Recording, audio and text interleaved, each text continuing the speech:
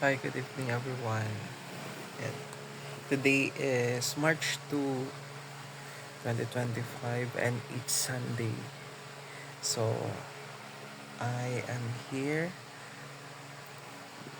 at my cousin's house in Tabaco City.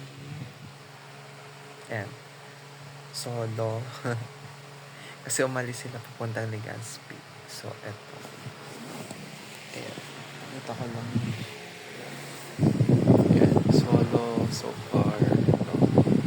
Maraming gagawin sa school, gagawa ng lesson, tatapusin yung quarterly exam kasi 4th quarter na ngayon. So,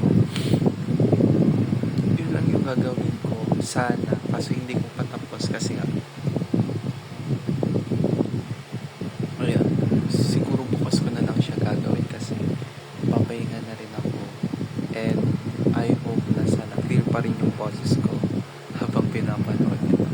So, okay, today is March 2. Ayan. Ang bilis ng panahon. Siguro kung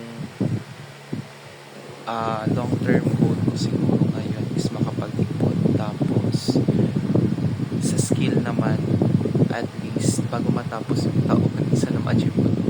Sana, marunong na ako pag-motor. Ayun.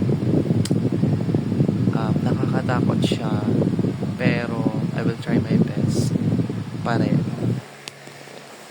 Sana may magturo, sana may mag-volunteer.